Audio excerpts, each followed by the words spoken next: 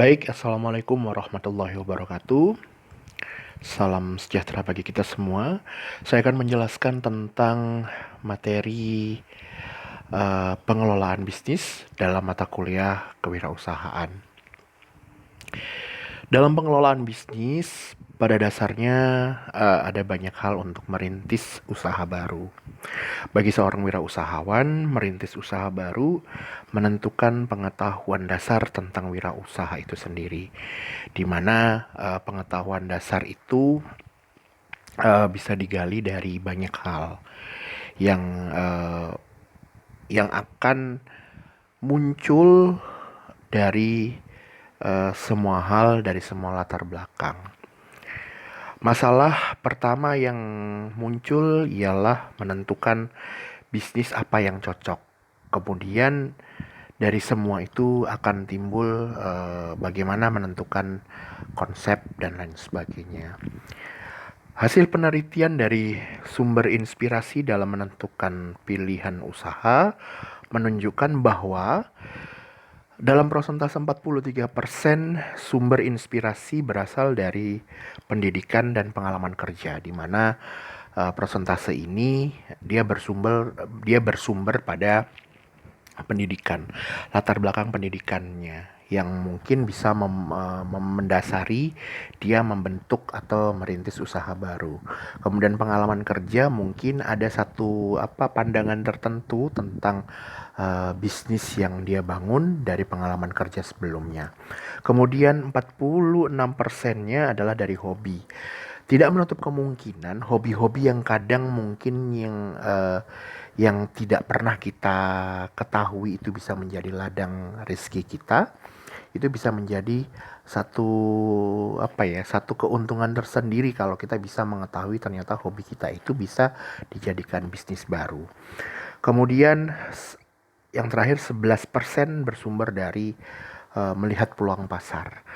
Ini hal yang paling krusial dalam sebuah proses merintis usaha baru, di mana persentase ini dia memang berusaha untuk melihat peluang pasar yang sedang berkembang saat ini itu seperti apa. Kemudian wirausahawan itu memutuskan untuk membentuk satu usaha yang bisa memiliki kontribusi lebih atau memiliki manfaat lebih untuk konsumennya dalam peluang pasar tersebut. Lantas ada dua hal yang mendasar bagi wirausahawan yang merintis usaha barunya, antara lain satu adalah konsep usaha yang akan dikembangkan atau idea generating, di mana gagasan besar harus diciptakan dengan baik, disusun dengan rapi, dipikirkan agar usaha yang akan nanti diciptakan memiliki perhitungan yang jelas dan dengan konsep yang terarah. Jadi semuanya secara manajerial juga harus jelas.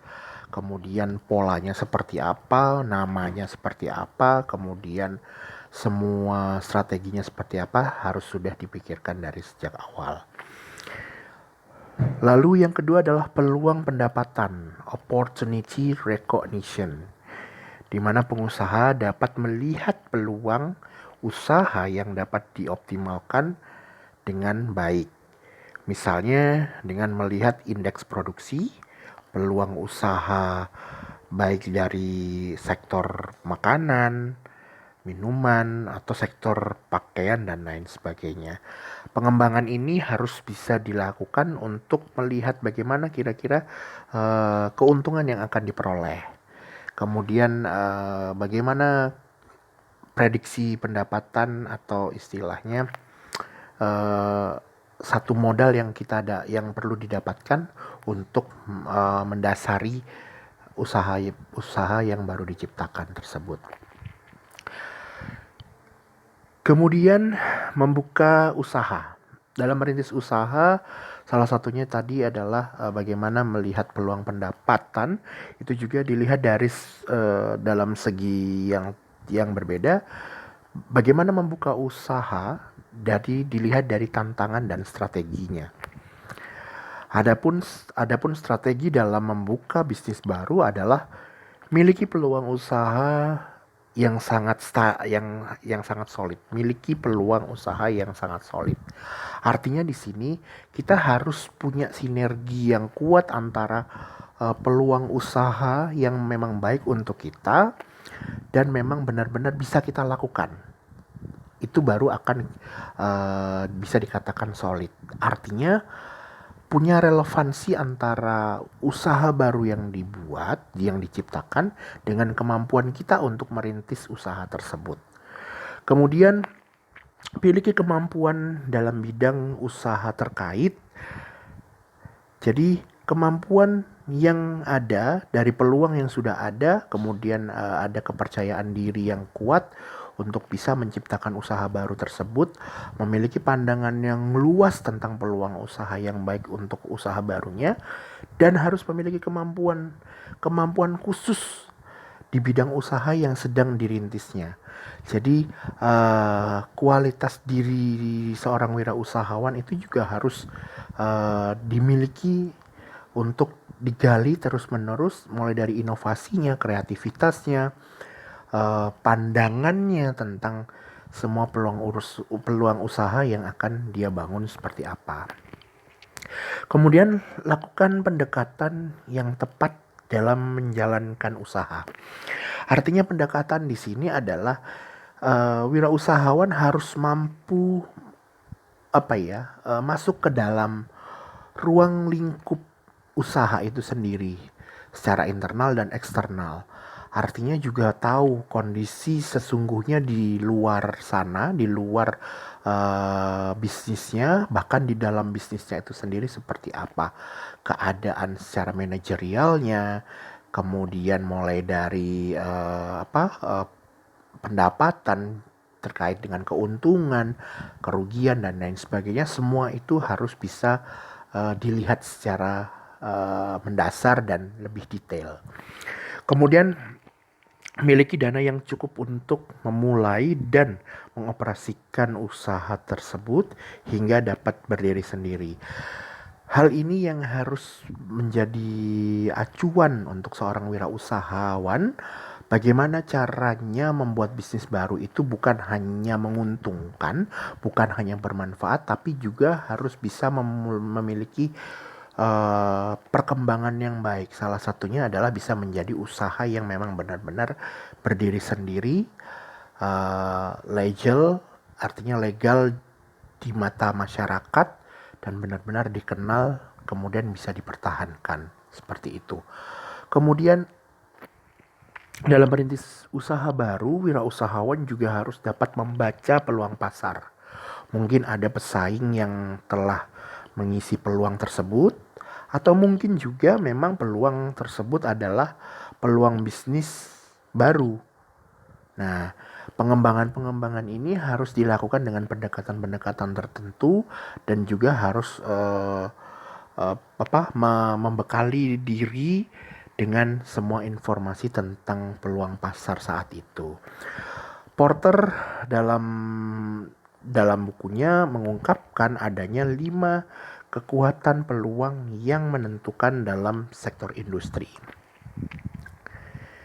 Di mana ada 5 kekuatan peluang yang menentukan dalam sektor industri, yaitu 1. Ancaman dari pendatang baru. Ini salah satu hal yang bisa dijadikan kekuatan untuk kita bagaimana mencari peluang baru tersebut dari pesaing yang sudah ada, dari pendatang yang baru. Misalnya dari pola produknya, konsep produknya, atau mungkin dari wujud dari produk tersebut, apa memang benar-benar menguntungkan atau tidak. Itu salah satu bisa dijadikan kekuatan. Kemudian ancaman dari barang atau jasa substitusi, di mana barang atau jasa ini stabil, terukur, atau mungkin bahkan labil. Ancaman ini bisa dijadikan kekuatan untuk kita bisa memandang konsep baru dengan usaha baru. Kemudian kekuatan tawar-menawar dari pemasok. Ini terkadang yang justru bisa menjadikan tolak ukur kita bagaimana caranya pemasok itu bisa memiliki range yang sama dengan wirausahawan itu yang memproduksi barang tersebut untuk bisa ditawarkan lebih lebih apa ya ditawarkan lebih untuk bisa dijual dengan kualitas yang baik dengan harga yang karena ini pemasok dengan harga yang apa istilahnya terjangkau begitu. Kemudian kekuatan tawar-menawar dari pembeli yang biasanya bisa dijadikan kekuatan juga kalau memang produknya bagus, biasanya harga jual itu tinggi. Terkadang kita hanya bisa mencari keuntungan, bahkan kita lupa bahwa kualitas kita itu seperti apa. Tapi dalam hal ini di sini dijelaskan oleh Porter bahwasan 5 kekuatan peluang ini yang bisa menjadikan kita untuk bisa lebih mengembangkan usaha kita. Kemudian persaingan di antara pesaing yang terkadang kita tidak bisa tidak bisa berpikir bahwa pesaing itu kadang ada, kadang tidak. Ini yang harus dijadikan kekuatan untuk kita, bagaimana melatih mental kita untuk menyiapkan diri kita untuk menanggung resikonya jika memang ada pendatang baru, pesaing dengan cita rasa yang sama misalnya, atau mungkin sudah menjiplak semua produk kita dan lain sebagainya. Kemudian merintis usaha baru untuk menghadapi situasi pasar dalam industri tersebut. Porter memiliki strategi. Kalau tadi sudah ada kekuatan-kekuatan yang harus dimiliki oleh wirausahawan, sekarang juga kita sebagai seorang wirausahawan juga harus memiliki strategi yang generik untuk pasar industri khususnya dengan target yang lebih luas.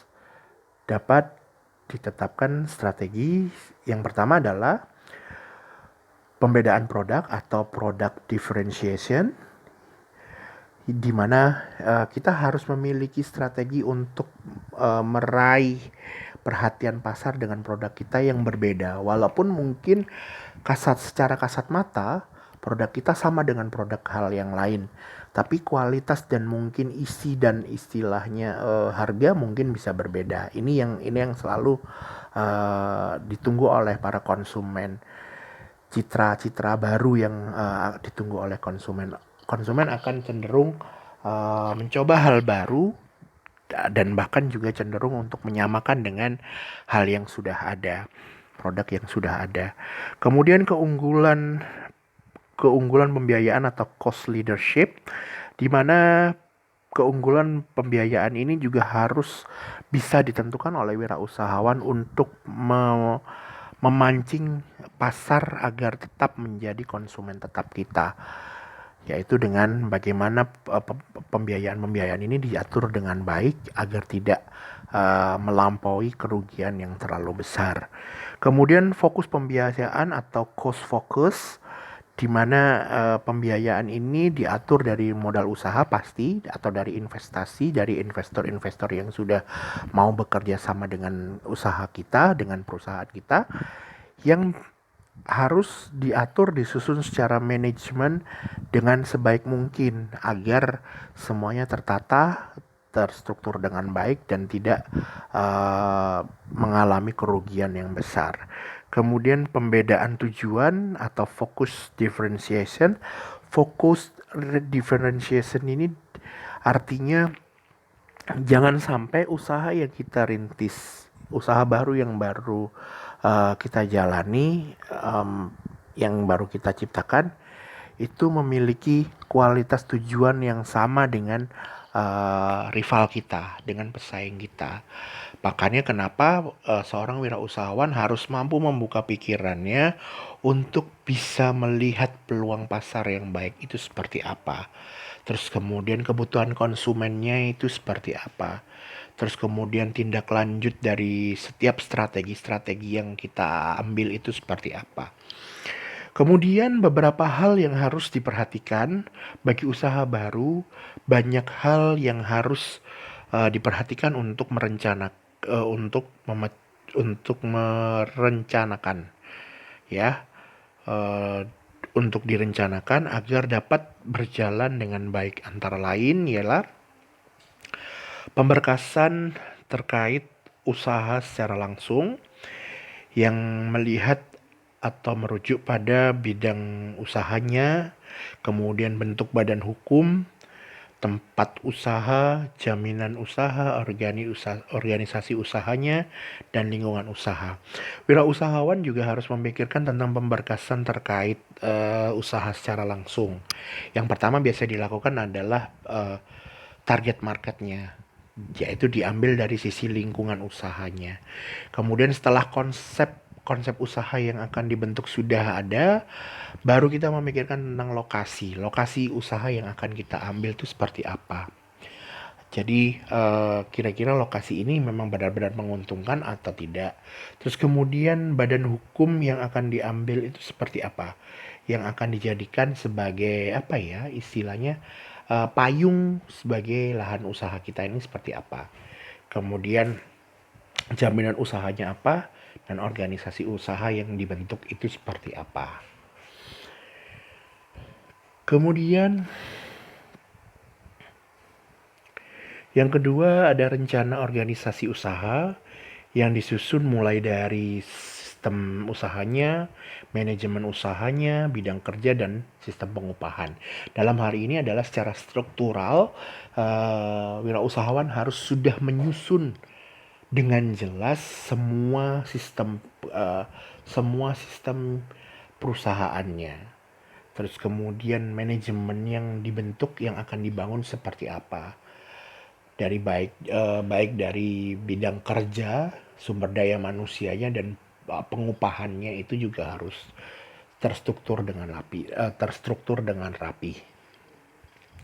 Kemudian rencana keuangan harus jelas, penggunaan modal usaha dari aset dan modal kerja juga harus harus beriringan, benar-benar memang bisa punya peluang pendapatan itu dari mana, kemudian akan diambil dari mana, dan lain sebagainya. Harus ada struktural atau manajerial yang baik.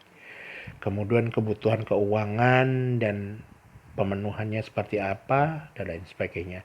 Kemudian perhitungan investasi, perencanaan mulai dari arus masuk keluar, kemudian analisis titik impasnya juga harus harus apa namanya harus pas. Kemudian perhitungan pengembalian modal dan tingkat keuntungan juga harus terukur. Kemudian dari hal-hal di atas, merintis usaha baru pun juga ada hambatan-hambatan. Hambatan-hambatan yang biasa terjadi pada usaha baru, baik secara internal maupun eksternal.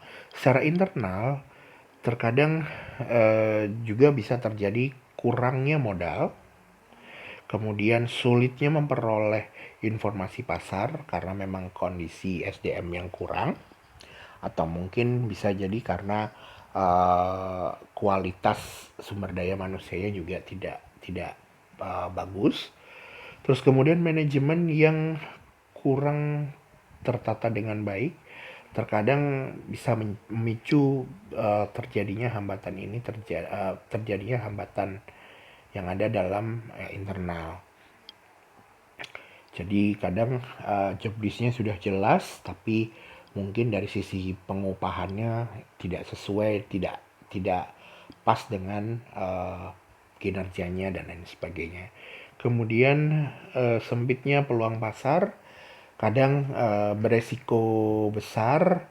Mungkin dari sebuah usaha diambil, sudah diciptakan, lalu dia tidak bisa berpikir bagaimana caranya untuk meminimalisir resiko tersebut, akhirnya gagal. Kemudian inovasi yang harus terus-menerus digali. Kekuatan berpikir kreatif ini harus dibangun untuk memunculkan inovasi-inovasi. Dan ini tidak bertahap, tetapi terus-menerus harus ada. Karena pada dasarnya inovasi ini yang akan dijual untuk merintis usaha baru tersebut. Kemudian skala ekonomi juga harus terstruktur karena pada dasarnya baik secara moneter ataupun keseluruhan dalam sebuah manajemen perusahaan itu harus stabil. Kemudian rendahnya kekuatan tukar menukar yang terkadang terjadi di masyarakat, bahkan konsumen uh, produk tertentu dalam usaha baru kita tersebut. Kemudian faktor eksternalnya adalah pola perilaku konsumen dalam menggunakan produk. Artinya dia kadang kita mengetahui, seorang wirausahawan kadang mengetahui secara eksternal perilaku konsumen bisa berubah sewaktu-waktu ketika mungkin ada hal yang tidak memuaskan dia dari produknya atau mungkin pelayanan dan lain sebagainya. Kemudian perubahan anggaran pengeluaran karena dari pola perilaku konsumen terkadang jumlah produksi kita menurun karena mungkin citra positifnya menurun, kemudian kualitas barang mungkin tidak sesuai lagi dengan harapan konsumen. Itu juga harus bisa difikirkan secara eksternalnya. Dan respon dari pesaing atas munculnya usaha baru. Terkadang respon ini bisa baik, bisa buruk, tergantung bagaimana pandangan pesaing tersebut tentang usaha baru yang mereka lihat selama ini. Kemudian masuk dalam akuisisi usaha, di mana pengertiannya adalah wirausahawan juga dapat memulai usahanya dengan membeli perusahaan yang sedang berjalan dan menguntungkan, yang sudah punya nama, kurang lebih seperti itu.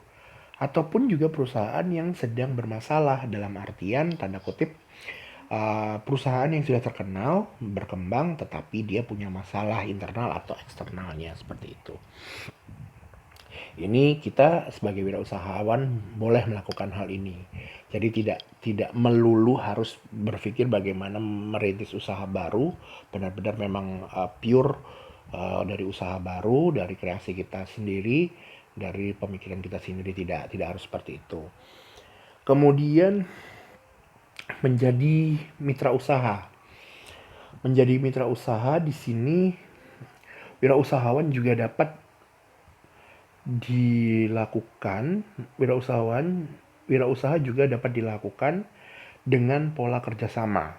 Mitra usaha ini adalah pola kerjasama, karena pola inilah yang paling mudah terkadang dilakukan oleh seorang wirausaha, karena pola ini memang mengandalkan kemandirian dalam pengelolaan usaha karena harus diputuskan dengan rekan-rekan usaha. Jadi pola ini memang sudah terorientasi dengan tersusun dengan baik, tetapi pengelolaannya bisa dari istilahnya tim kerjasama itu. Jadi tidak harus jadi patokan. Yang penting memang ada perjanjiannya di situ, harus begini. Cuman pengelolaannya kembali kepada para usahawan masing-masing. Kemudian perbedaan pilihan usaha. Perbedaan pilihan usaha terdapat kekurangan dan terdapat keuntungan dan kerugian dalam pilihan usaha sebagai berikut. Kalau usaha baru, memang kelebihannya adalah gagasan itu murni milik kita sendiri sebagai pionir, sebagai owner yang bisa menjalankan usaha itu benar-benar disusun dengan baik, bagaimana caranya dibuat dengan sedemikian rupa dengan konsep pemikiran kita sendiri. Kemudian bebas beroperasi. Bebas beroperasi di sini artinya mau dibuka jam berapa, di mana aja, itu semua terserah kita yang memiliki usaha tersebut. Kemudian lebih fleksibel, jelas Karena mau dibuka, mau ditutup, atau mungkin mau membuka cabang nantinya dan lain sebagainya, itu semua susunannya dari satu pemilik usaha. Kemudian kelemahannya tidak efisien, jelas soal efisien waktu, soal efisiensi waktu, efisiensi pendapatan juga bisa memicu satu kelemahan tersendiri. Karena ini usaha baru, masih perlu pengembangan, masih perlu proses untuk bagaimana bertahan, dikenal, kemudian harus bisa memiliki kualitas produk yang baik, itu harus digali. Kemudian eh, penuh ketidakpastian. Tadi yang sudah disebutkan bahwasanya tidak bisa jadi jaminan bahwa usaha baru ini pasti akan meraup keuntungan yang banyak. Karena ini terkait dari konsep usaha itu sendiri, kemudian nama, citra positifnya seperti apa, dan lain sebagainya. Kemudian pengakuan kurang, ya pasti, karena usaha baru memang butuh proses pengenalan lebih jauh untuk bisa berkembang dan bertahan di peluang pasar yang baru. Kemudian pesaing belum jelas di sini adalah eh, tidak bisa terdeteksi dengan kasat mata apakah memang pesaing ini memang sudah ada sebelumnya atau mungkin akan muncul tiba-tiba. Nah, ini memang belum bisa diprediksi. Kemudian akuisisi. Akuisisi kelebihan dan kelemahannya pun juga memiliki kelebihan dan kelemahan. Kelebihannya adalah berpeluang sukses karena ini memang ada salah satu cara usaha yang sudah dimiliki, yang sudah berkembang, yang sudah pernah berkembang dan sudah mempunyai nama. Jadi berpeluang untuk sukses bisa dipresentasikan 50% bisa terjadi karena pencitraan. Itu yang paling utama, yang terkadang bisa dilacak. Maksudnya bisa bisa diketahui sejak awal kalau kita memilih cara bisnis akuisisi. Kemudian lokasi sudah cocok karena secara garis besar lokasi ini menarik, bisa menarik perhatian konsumen. Terus kemudian letaknya yang strategis, kemudian lokasi sekitarnya juga bagus, dan tempat untuk produksinya juga nyaman dan lain sebagainya. Kemudian siap beroperasi, tentu tinggal menjalankan semua secara operasional sudah terkendali, kita tinggal menyusun dan mengembangkan kembali dengan produk kita sendiri. Kemudian kelemahannya biasanya lemah karena pada dasarnya akuisisi itu sudah memiliki nama, tapi kalau misalnya akuisisi ini adalah perusahaan yang sedang bermasalah, maka polanya juga akan berubah dan pasti pasar atau konsumen pun juga akan melihat dari kualitas lagi, dari bawah lagi.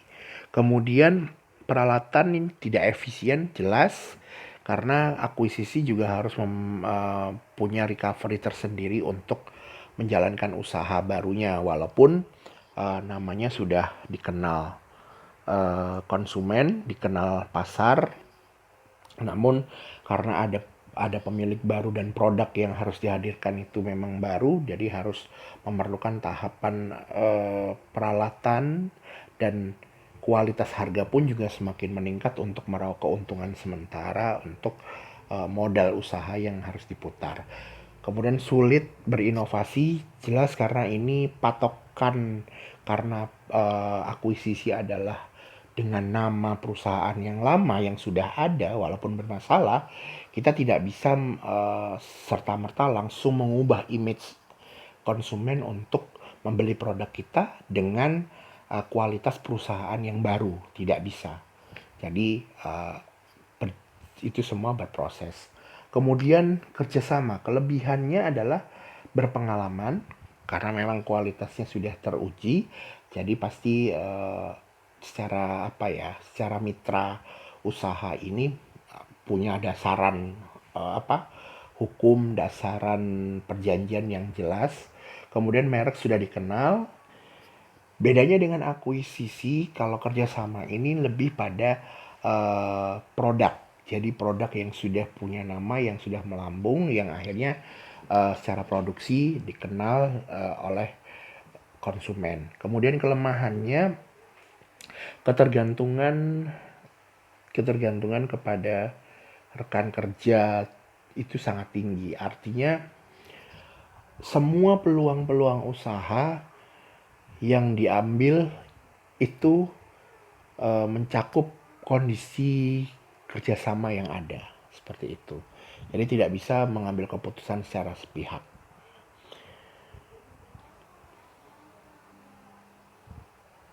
Kemudian masuk syarat pendirian usaha, di mana syarat pendirian usaha ini adalah wirausahawan harus menjalankan usaha dengan empat faktor kompetensi yang harus dimiliki. Antara lain yang pertama adalah kompetensi teknis. Wirausahawan sebelum mengimplementasikan rencana usaha, maka harus mempersiapkan kompetensi teknis yang terkait pada daya tarik produk, kemudian kemudahan modifikasi sesuai perkembangan teknologi, kemudian permintaan konsumen, perkembangan pesaing, daya tahan bahan baku, kemudahan produksi, dan persaingan harga. Dalam hal ini adalah tentang kompetensi teknis ini adalah terkait semua kebutuhan produksi, di mana kualitas akan menentukan nilai persaingan harga.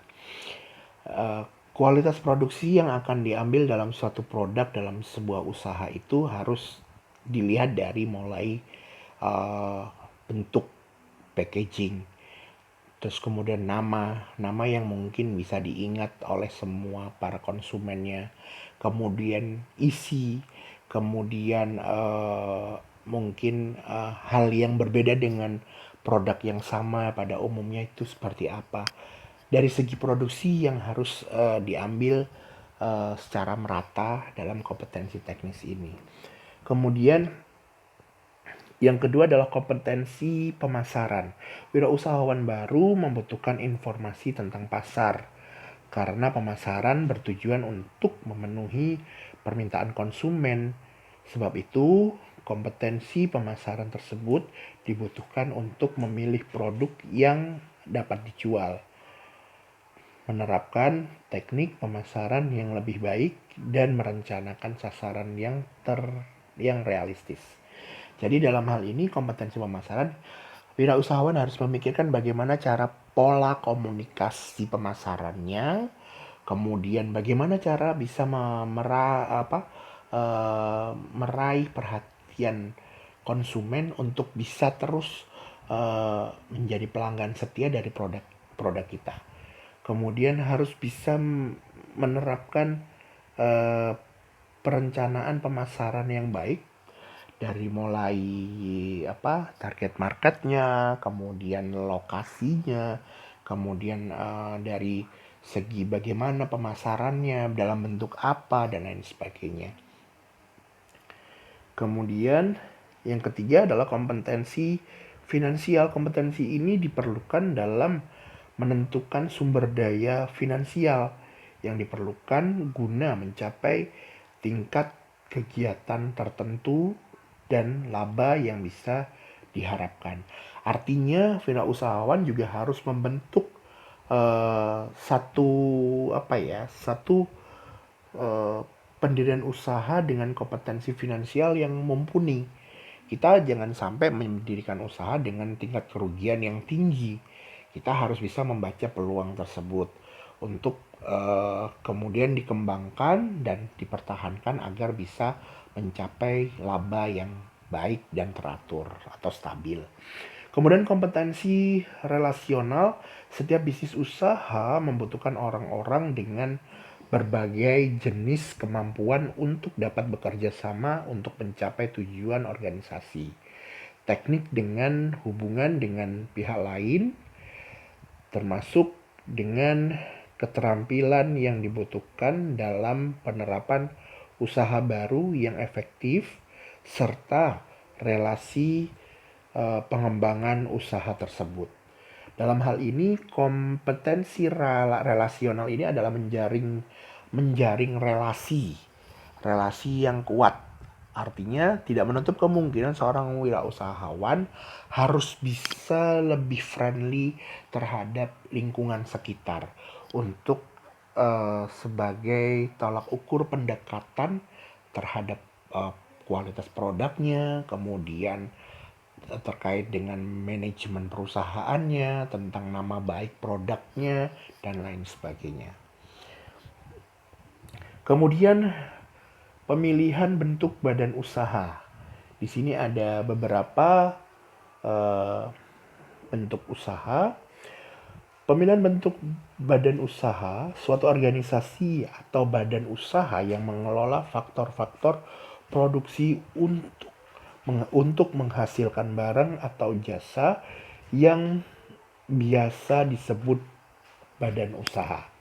Perusahaan adalah suatu lembaga yang menggunakan dan mengkoordinasikan sumber-sumber ekonomi yang memproduksi barang atau jasa bagi masyarakat.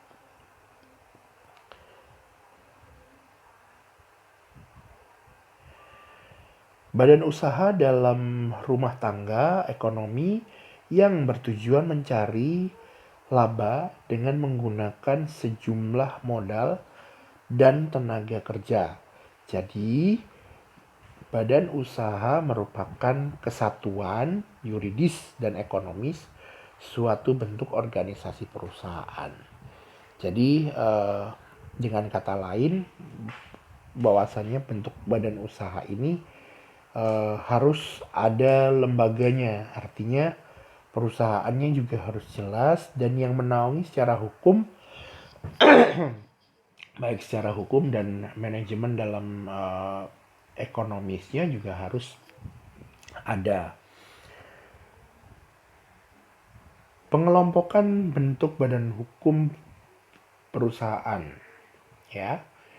Yang pertama adalah usaha perseorangan, usaha yang dimiliki, dikelola, dan dipimpin oleh satu orang yang bertanggung jawab penuh terhadap semua resiko usaha. Ini menurut Sumarni. Dalam hal ini adalah usaha perseorangan ini memang sudah dipimpin oleh satu orang yang istilahnya semua pola pikir tentang konsep usaha, kemudian strategi yang diambil, kemudian prosesnya dan lain sebagainya ini hanya satu orang yang memikirkannya. Terus kemudian ada firma, persekutuan untuk menjalankan usaha antara dua orang atau lebih dengan nama bersama. Dari dalam satu perusahaan, dalam satu legalitas, di situ punya dengan nama bersama. Kemudian dengan tanggung jawab masing-masing anggota firma tak terbatas. Jadi istilahnya tidak membatasi untuk pola usahanya, seperti itu. Kemudian yang ketiga adalah persekutuan komanditer. Menurut pasal 19 KHUD, komanditer Fellowship atau CV adalah kerjasama usaha dengan satu pihak bersedia menjadi pemimpin dan mengelola usaha dengan pertanggungjawaban tidak terbatas atau perseroaktif dalam hal ini, dan pihak lain dengan pertanggungjawaban terbatas persero pasif. Yang dimaksud adalah CV merupakan suatu bentuk perjanjian kerjasama untuk berusaha bersama antara orang-orang yang bersedia memimpin, mengatur perusahaan, dan memiliki tanggung jawab penuh dengan kekayaan pribadinya, dengan orang-orang yang memberikan pinjaman, ya, dan tidak bersedia memimpin perusahaannya, serta memiliki tanggung jawab terbatas pada kekayaan yang diikutsertakan dalam perusahaan tersebut. Jadi CV ini adalah satu usaha untuk bagaimana caranya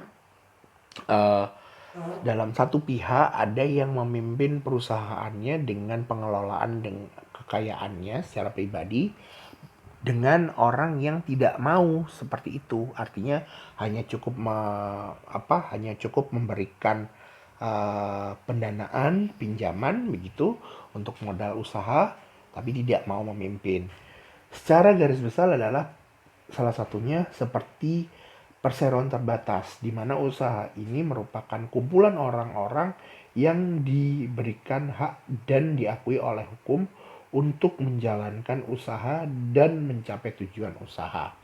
Bedanya kalau bedanya kalau dengan CV adalah CV ini hanya bersifat perjanjian, kontrak kerjasama yang diakui satu sama lain untuk bagaimana pinjaman itu dicairkan untuk perusahaan tersebut, kemudian untuk didapatkan hasilnya, kemudian dibagi bersama dan lain sebagainya. Kalau perseroan terbatas ini memang sudah diakui oleh hukum dan negara untuk dijadikan badan usaha yang berkontribusi untuk semua hal. Biasanya ini BUMN dan lain sebagainya. Kemudian kekayaan PT terpisah dengan kekayaan para pemiliknya yang dalam hal ini disebut sebagai pemegang saham. Jadi artinya kalau perseroan terbatas ini memang nilai jualnya adalah tentang saham dengan saham. Artinya biasanya yang mempunyai prioritas pemberi saham tertinggi dia pasti paling berkuasa, seperti itu. Kemudian koperasi.